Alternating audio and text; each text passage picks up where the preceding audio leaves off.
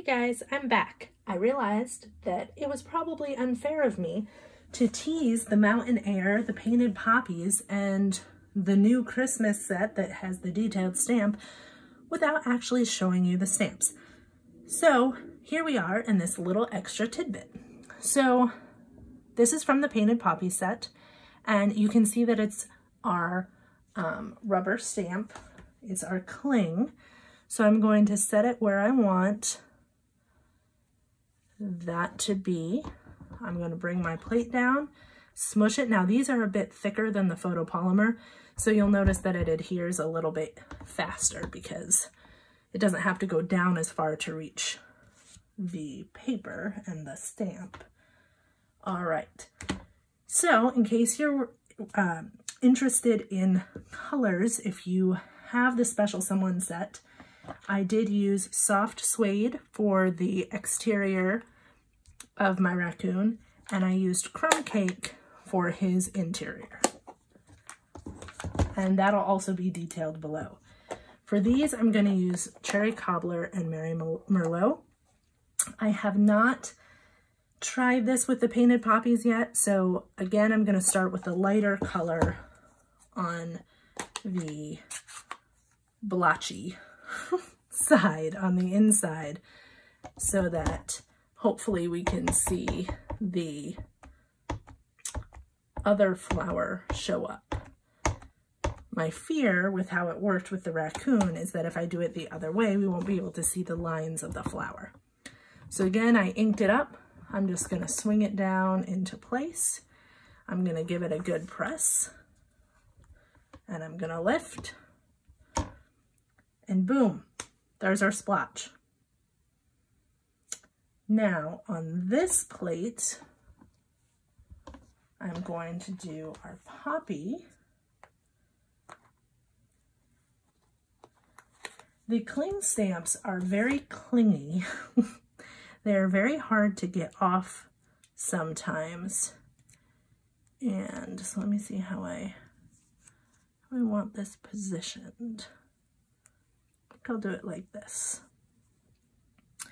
So if you're having trouble, using your nail is great, or actually using another tool that Stampin' Up! Has also works wonders. And that tool is the Take Your Pick tool. And it's got a bunch of different ends on it, some of which are actually really good for picking up the edge of the stamp. So we'll take a peek at that in another episode. Sorry about the wiggly camera. I'm working with a less than ideal setup at the moment. So we'll scooch that over. So we've got that stamp on. So now I'm going to use my Merry Merlot. We'll ink that guy up. Nice and good. All right, swing it over. And boom, right on our paper. Lined up the way we want. And now we have what's probably hard to see. We have the outline of our flower and our flower. Pretty darn cool. All right, so now we're going to clean our stamps. I'm going to turn the paper because the mountains are a little bit longer. So first we're going to come in. We're going to clean up the stamp real quick. Clean up this one.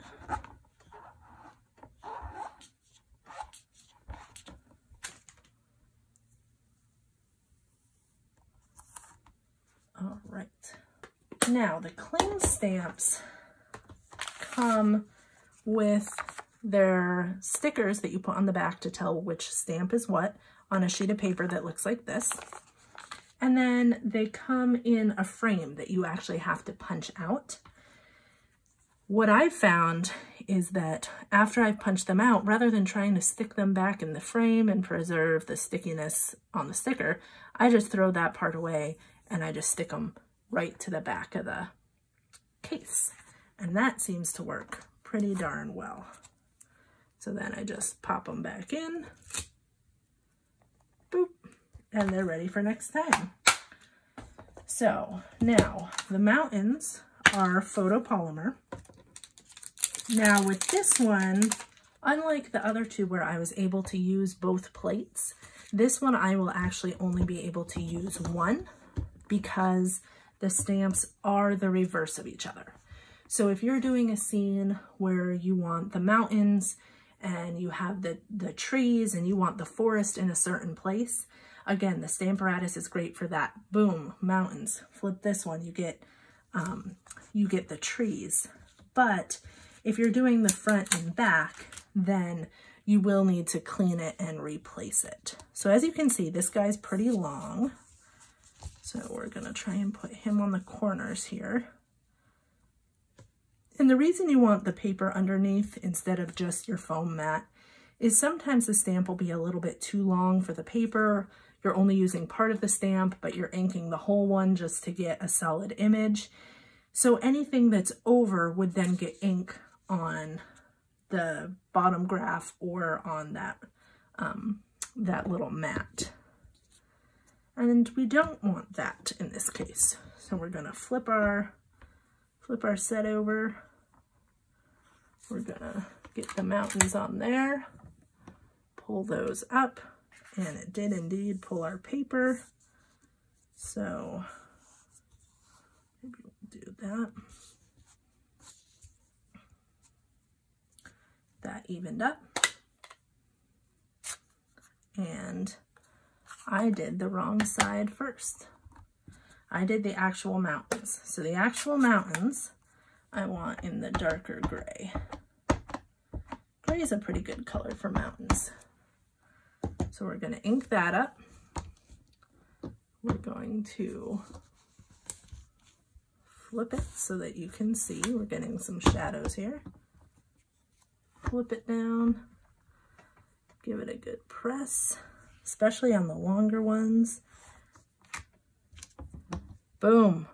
Beautiful mountains. Couldn't have done it without the apparatus. Actually, you can, but it becomes a lot easier to do what we are doing. So I'm going to peel my stamp off. I'll shift this down a little bit so that you can see here. Shift it over into the light.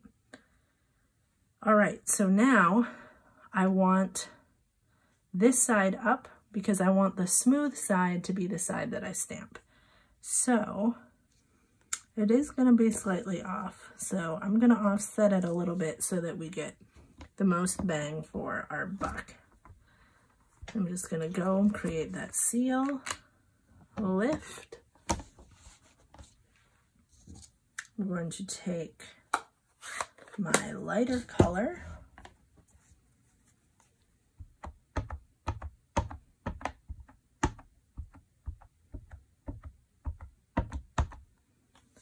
ink it with the lighter color, move it up so you can see, and press down.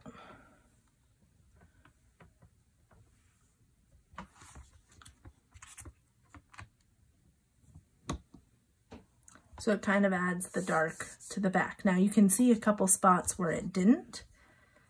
In that case, you can re-ink it because it's on the Stamparatus, so you know it's going to hit the same spot. And you can just make sure that you press down specifically in those couple areas that it missed. And this time it got it. They are a little bit lighter because we did re-ink everything. You could also, because the ink was still on the stamp, you could just fold it down and get those spots. So that kind of gives you a little bit of the shadow there. Now, last but not least, we'll do a detailed stamp. And as I say, the photopolymer, you can kind of tell a little bit. The photopolymer do stain depending on the colors that you're using. They get clean, they're not going to get you know, the Merlot or whatever red you used. They're not going to carry that over to other projects as long as you've cleaned them. They just don't look clean, but they are. They won't transfer ink to any other project. So this one is awesome. This one, Light Me Home, is in the new holiday catalog. It's got some beautiful sentiments, but it's also just a beautiful image. As my boyfriend said, it looks very Thomas Kincaid. And I think he's right in that. I've played with this a little bit. I did it on white paper, but if you actually get the very vanilla cardstock, I don't want it to be in shadow for you guys, but if you get the very vanilla, you can see that it's off-white and it gives it a very vintage look. This stamp set goes well with a vintage feel. So we'll make sure that our magnets are out of the way. So in addition to the very vanilla cardstock, which is beautiful, I've been doing a lot with the Whisper White, but very vanilla has a time and a place. It's very vintage, but it's also, it goes really well with the rich regals, which I kind of associate with fall, to be honest. So anything harvesty or Christmassy can look really good with that cream color. So I'm going to shift this down just a touch so you can see how detailed that stamp is. And I'm going to use the new color Cinnamon Cider, which is a beautiful brown. Just ink it up here.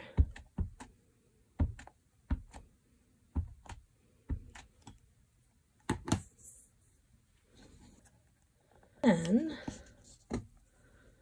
just like with the others, swoop.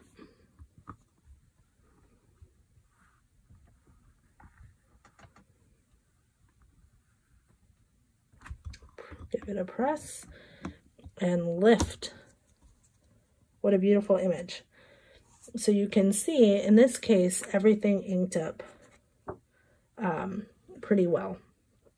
So we don't have any holes. If we did, then before you move it, you can repress it, you can re-ink it and press it to get that image. It is really cool that a lot of times on the bigger ones, you do miss like something in the very center and it's just too hard to line up.